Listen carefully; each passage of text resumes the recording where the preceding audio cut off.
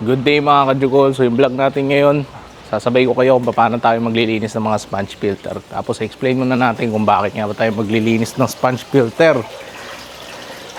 Sobrang init ngayon. Nihingal ako, naglakad lang ako. Ayun, pero ito. So ito yung 20 gallons na setup natin. So makikita nyo yung video nito kung paano to sinetup sa mga video natin ng 2025. Kumpleto yan kung paano sinetup yung air system, yung aquarium, kung paano nilagay yung mga sponge filter. Mapapanood yung lahat yan. Okay? So sana mapanood nyo. Tapos nakikita nyo ang setup natin dito. Ayan. Tiga-tigalawang sponge filter yan. Ayan. 2811 yung size ng sponge filter na yan. Yan yung pangalawa sa pinakamalaki. Diba? Alam nyo yung jumbo talaga. Tapos yung susunod doon. So ito yun. 2811. Yan. Buksan natin yung ilaw.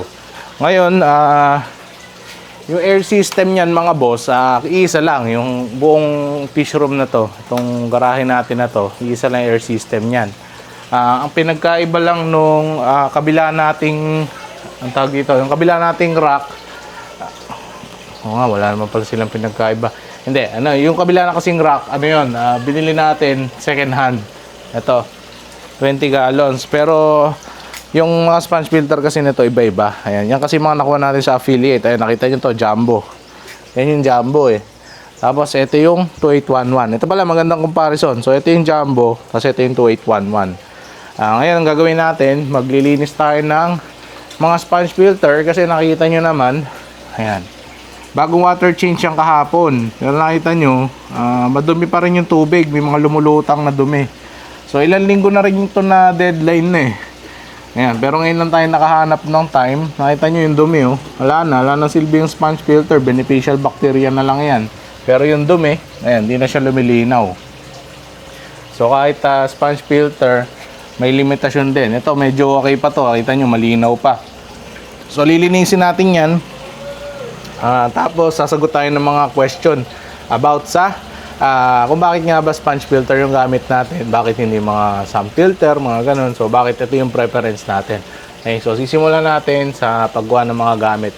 Okay, so kailangan lang naman natin dyan balde. Ayan, meron tayong balde dito. Ayan, kunin na natin pareho kasi mukhang magagamit natin. Ngayon, hindi nyo kailangan ng tubig de gripo sa paglilinis niyan. Ayan, kahit meron tayong gripo dito para mamaya, pang water change siguro.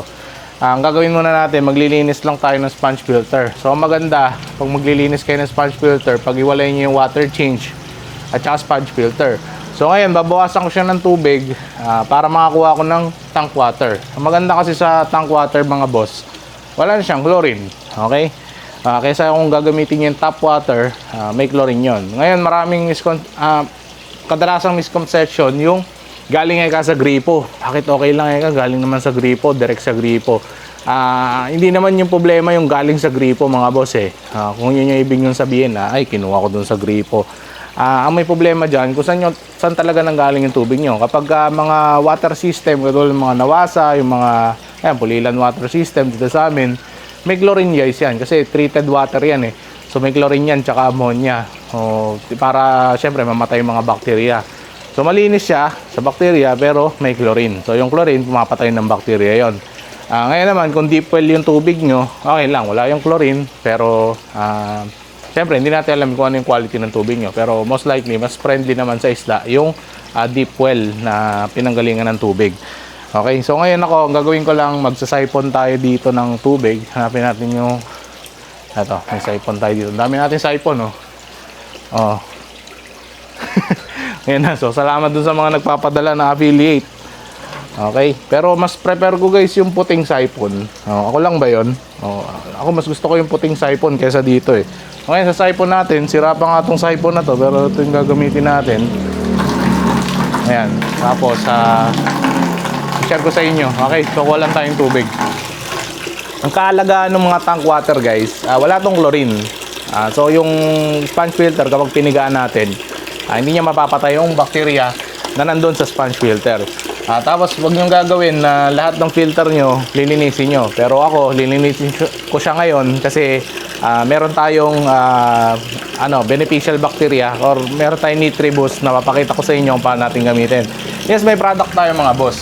Yung product ni Jugos Fish Hub, para yan sa tank maintenance nyo. So kung gusto nyo gamitin, maganda. Ayan, matutulungan nyo ako. And kung hindi naman, kailangan nyo sundin yung proper practice para hindi tayo magkaroon ng unexpected na outcome. So ayan, so may nakaisang timba na tayo, okay na siguro yan para may demo ko sa inyo. And then ngayon naman kukuha tayo ng isang sponge filter. Kuha tayo ng isang sponge filter. Ayan, ito yung sponge filter natin mga boss. So kita nyo naman, paano nyo malalaman kung madumi na yung sponge filter? Slimy na siya mga boss. Pag pinigaan nyo to, kunin ko lang yung base pag pinigaan nyo to, talagang mabagal talagang alam mo ramdam mo na madumi siya Ayan, so slimy. Ayan, mabagal siyang bumalik kasi clog nga yung niya yung mga labasan niya. Ngayon, para makapaglinis, 2 timba to. So ilang hugas din to alam ko na sobrang dumi nito. Kaya titipirin natin yung tubig, pa isa-isang tabo lang yung gamitin natin. Ito ngayon yung sponge filter natin, pero una sa lahat, pakita ko muna sa'yo ito. Minsan sponge filter mo, nakita mo, hindi na bumubuga ng tubig, may hina na yung tubig. So kailangan mo buksan tong ilalim. Sa ilalim yan guys, maaaring barado. Kaya nakita nyo to. Ayan, barado na, hindi nyo na makita yung kabila. Butas kasi yan dapat So dyan kasi dumadaan talaga yung guys, yung hangin. Ayan. Tapos ito, nakita nyo may mga puti-puti.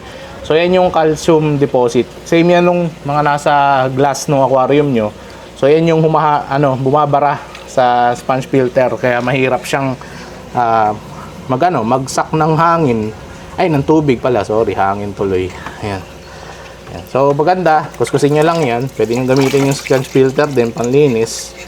Ayan. Kaya kung may brush kayo, wala kasi yung nadampot na brush Ayan. Pero ang proper way, brushin nyo. Ayan, para matanggal yung mga calcium deposit. Ngayon, pag nalinis nyo na yan, lipat natin. Ayan, nalinis nyo na lahat yan. Yung sponge filter naman guys, ito pipigaan nyo lang talaga to. Wala namang special dito. Pipigaan nyo lang yan. Ngayon guys, pinagtanong, kapag ba nadikitan ang tawag doon, ng chlorine yung beneficial bacteria, patay na ba kaagad? So hindi naman mga boss, pero isipin nyo na lang, para kang nabanlian ng mainit na tubig.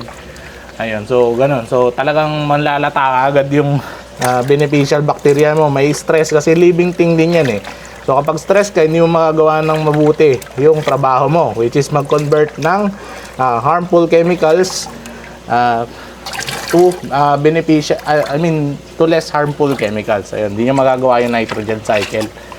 Ayan. Kita nyo, nakakailang pega pa lang tayo. Madumi pa to, pero tingnan nyo yung tubig. So tatapon ko muna to. Lalagay natin sa halaman kasi healthy yan guys sa mga halaman. Yan, second pa lang to. Yan, so ako ginagawa ko parang sini-CPR yung sponge filter mga boss hanggang talagang isukan niya lahat ng dumi. Inyo, simula nung ginawa natin tong rack na to, ngayon pa lang tayong lininis. So less than 1 year pero hindi pa siya nakaka 1 year. So malapit na rin pala. Malapit na. Alam ko mga bandang June siguro, June, July. Ayan. So malapit na mag 1 year tong natin rack. Okay, so linisan lang natin yan. Ayan, medyo gumagana siya kapag piniga mo gano'n, mabilis na siya bumalik. So ayan, malapit na natin malinis yan. Ayan, isa pa, i-rinse ko lang ulit to. Ito na tayo, last round na. So huwag natin lipat, gamitin na natin to. Ayan, last round na. Talagang tanggalin na natin yung dumi. Yan, hindi naman niya kailangan sobrang linis mga boss. So talagang ma-unplug lang. Ayan, tingnan, bilis na nabalik na kagad yung sponge filter na sa dating shape.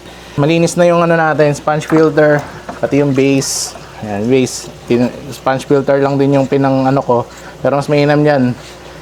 Bristled na brush yung gamitin nyo para mas madali tanggalin yung calcification doon.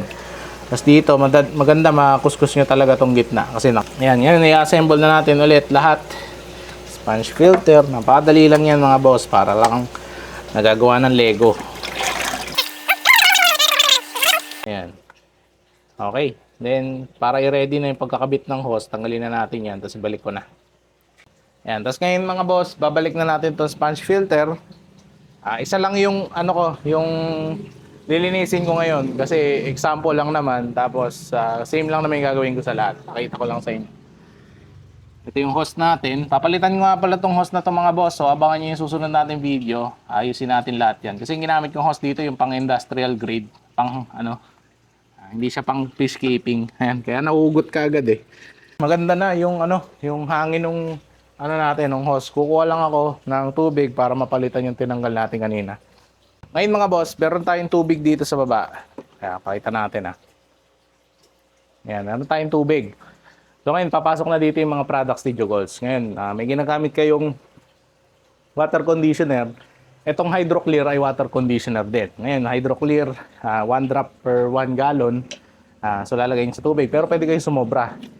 Ayan, so ganun, nilagay ko. Sobrang dami nun. Pero safe yun sa mga isda natin. So it's either nilagay nyo ng direkta sa tank o kaya dito sa tubig, okay lang. Ayan, tapos haluin nyo lang. Kaya ko lang siya dito nilagay kasi ang bigat nitong timba, hindi ko mabubuhat.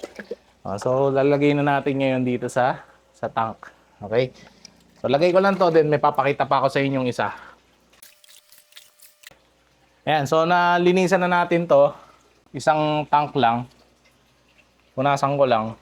Tapos nakikita nyo, madami pang kung ano-ano. Ang gusto ko ipakita sa inyo na kahit isang sponge filter lang guys, ay tama na dito sa tank natin. Kaya siya dalawa para mas malakas siya mag-filter ng mga dumi-dumi para malinaw lagi. Ngayon, susunod natin papakita sa inyo. Itong product natin ay NitriBoost. So hindi ko kayo basta-basta binebenta ng kung ano-ano lang. So ito talaga, sure ako na makakatulong sa inyong fish keeping journey. So NitriBoost boss, nitrifying bacteria. Nitrifying bacteria, yung same beneficial bacteria na kinoculture natin sa sponge. So kayo, nag-water change kayo, kahit hugasan nyo with chlorine yan, basta hugasan nyo mabuti bago nyo balik sa tank, pwede nyo isid ulit yon ng beneficial bacteria agad-agad gamit ang NitriBoost. So yung NitriBoost boss, mag-activate yan within 6 to 24 hours. Ayan, napaka-safe nito sa mga isda. Kailangan lang may proper aeration kayo habang binubuhay natin yung mga bacteria. So ito, direkta ko na siya ilalagay. So kayo, bahala kayo. So hindi ko alam kung paano ko patutunayan sa inyo na sobrang safe nito. Ayan, so 2 scoop. Tatlo. And then 4 na scoop. So 4 na scoop yung nilagay ko. So ang isang scoop nito ay good for 90 to 100 liters. Ito ay 20 gallons. So parang pang isang scoop lang siya. Pero 4 times the dosage yung nilagay ko. Basta meron kang good aeration, hindi ito masama sa sa isda. Actually, hindi naman siya talaga masama sa isda. Talaga makikipag-agawan lang kasi yung mga binuhay mong sobrang bakterya sa isda kapag sobrang dami. So, yung tamang dosage lang, which is nando na sa label. Okay? So, kapag nag-seed yan, meron na siya ulit na mga live bacteria o healthy na bacteria na kakain ng ammonia. Okay? So, hindi mamamatay na isda. Okay? Hindi ka magkakaroon ng ammonia burn sa mga isda. Okay, so yun lang yun. So yung dalawang product ng Jugolz, marami pa tayong product dyan, nasa comment section kung interested ka. Lahat ng ginamit natin dito, makikita nyo sa mga video nasa description. So ngayon lang. Sana may natutunan kayo dito sa video natin na to kahit sobrang simple lang. Sana meron talaga kayong ma-take home na information galing dito sa Jugolz Fish Shop. And then para doon sa ibang katanungan, mag-comment lang kayo dyan. Sana mapanood nyo rin yung mga last videos natin. And of course, don't forget to like and subscribe. So kita-kita tayo sa susunod na video mga ka-Jugolz.